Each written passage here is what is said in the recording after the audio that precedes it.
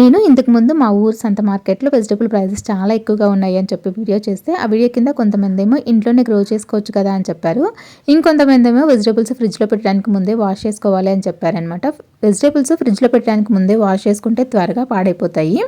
ఇంకా దానికంటే కూడా కుక్ చేసుకోవడానికి ఒక హాఫ్ అన్ అవర్ ముందు సాల్ట్ వాటర్‌లో పెట్టి, తర్వాత నార్మల్ వాటర్‌తో వాష్ చేసుకొని కుక్ చేసుకుంటే బెటర్ అని చెప్పి నా ఫీలింగు.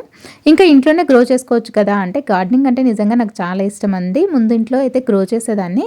కాకపోతే ఇక్కడ ప్లేస్ లేదనమాట. బ్యాక్ సైడ్ ఉంది కానీ చెట్లు నీడ ఉండటం వల్ల అస్సలు గ్రో అవ్వట్లేదు. ఇక కాకరకాయలు అయితే అసలు ఎన్ని పండేవో నేను గ్రో చేస్తున్నప్పుడు. అయితే ఇప్పుడు ఈ 2 కాకరకాయలని నేను ₹20 పెట్టుకున్నాను. నిజంగా ఒక్కొక్కసారి చాలా బాధ అనిపిస్తుంది. అయితే మీరు ఇలా గ్రాసరీ షాప్‌కి కానీ లేదంటే సంత మార్కెట్ కానీ వెళ్ళినప్పుడు మిగిలిపోయిన డబ్బును ఏం చేస్తారో కామెంట్ చేయండి. నిజంగా నిజం చెప్పాలి.